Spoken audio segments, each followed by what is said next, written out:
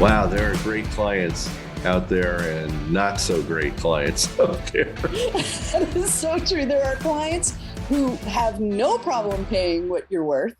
And then there are clients that, well, you hate to say it, but they weasel every dime out of your relationship. I'm BJ Flagg. And I'm Rich G, and this is episode 252. Clients who pay the least usually ask for the most. Yes, yes. I'm not saying that this happens all the time, but you sure do feel it. Absolutely. Yeah, it's an upside down quandary that many businesses fall into. It always seems that the client that pays the least gets a discount, reduction, special circumstances, always ask for the most time and energy from your business. Yeah, and conversely, your best clients usually access much smaller amounts of time from you. Yeah. And you know what? Today we are going to be talking about, talking to you from the business side of the counter, not from the clients. So it's going to sound like we don't like the clients, but we're looking at it from the business point of view, from a financial point of view, from your team's work and everything, your energy point of view. So, how do we fix this situation? Let's have a conversation. Rich, give us action number one. Well, action one is prioritize all of your clients by total fees. Okay. And I understand if you're a transactional kind of business, that's different.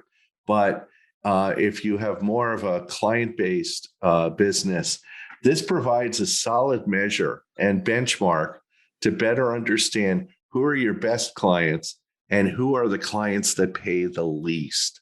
Yeah.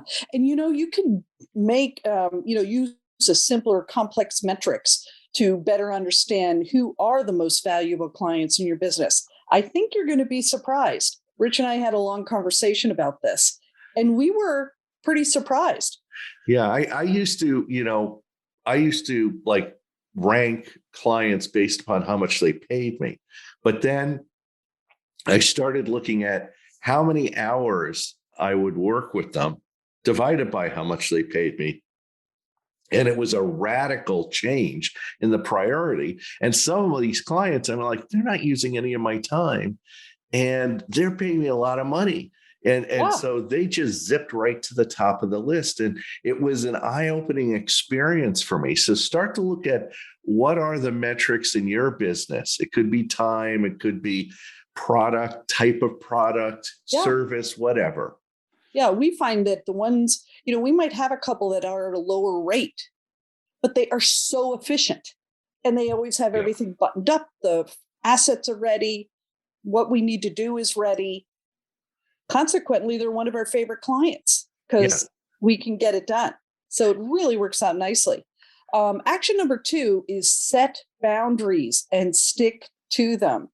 This is so important. When you're preparing the contract, spell out in detail exactly what the expectations are. This is great not only for you, but it's also great for them to see from the get go. I always say that it's transparency. It's for transparency, which is true, but it's also for clarity for your team and also for their team. Yeah, it's so important. When the boundary is being pushed, ask if they want to change the specifics of the contract, create a change order, or adjust their needs. I do this. I go, look, my time is open for you. I'm open for a 5 or 10 minute call. But if I get clients, they're calling me up and it turns into 20 minutes, 30 minutes, 40 minutes. I have it right in my contract. I'll just charge them for another session. That's all. Yeah, yeah, and don't get defensive. Just Yeah. it is what it is. It's no big deal. And if you play loose with the boundaries, which can happen, you get Yeah. spaced out and you go and do something. It's hard to get back on track. What do they always say? It's hard to put the toothpaste back into the tube. Yes. But you need to do it right away. And I am always just very direct about it and say, oops, that wasn't part of your plan. My bad. I'm sorry. I'll readjust the project and get back on track. So I own it like right away. And and if they say they want it, say, okay, no problem at all. Let me get you an estimate for that. And I do apologize. So just get it done. Yeah, Yeah. you don't want to And have it linger. in construction, they call it change orders. That's it. Oh, you want another addition on the house? That's fine. Always say yes to the client. Yeah, absolutely, I can do it. I'll put a change order together, and you could either say yes or no to the price increase. Right. Right. Oh my So, gosh. action 3 is set a limit to the engagement at the rate. What do we mean by that? Get smart about your products, your services, and most of all, your time.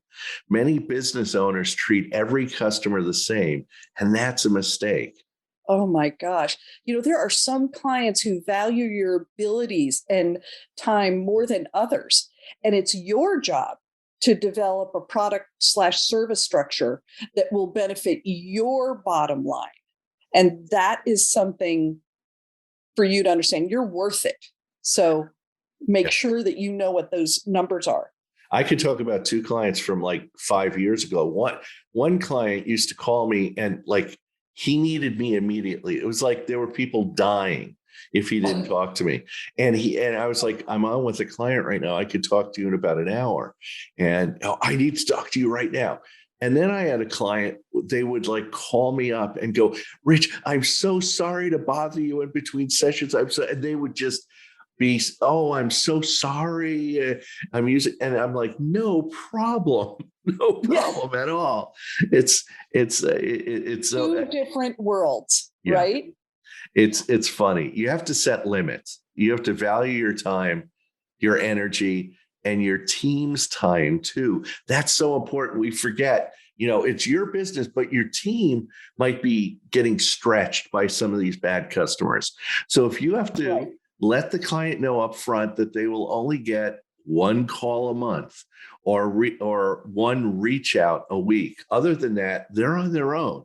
Yeah, you just have to set that. And also, we have in the past we've had these clients who will circumvent the account executive and try to go directly to the web developer, and that is so costly for us, absolutely costly. And also, what they don't realize is the account executive thinks through what they're talking about and then distills it down to a very short little blurb of what the task is for the web developer. The web developer it's not in his mind to discuss solutions like that. And so we find that you absolutely have to make sure that they're talking to the right person and just circumvent it right away. So it's so important. Action 4, know when to say no. Know when to say no. This may be a client that you could, who tries to get you to do additional work and, it just does not work out. No, you don't want to work with that person. Don't do it. This rarely happens. It's one of those things where they're like, hey, we can get you lots of great business. Yet, no, they can't. And you're stuck not only doing their work at the lower rate, but whoever they refer at a lower rate. You just do not want to do that. Yeah, I will have a person who is cheap and wants to negotiate every detail. I Yeah. could sense this will be a bad client for me. I Yeah. will decline the engagement right from the start just to save the agony because this isn't the end. They're going to weasel more and more time out of you constantly. Right. I would be remiss if I didn't just say this one phrase. Can you just? That is a big open Pandora's box. This is the biggest phrase to look out for. We are fine to let them talk, explain the concept, and then assess what we can do in their budget.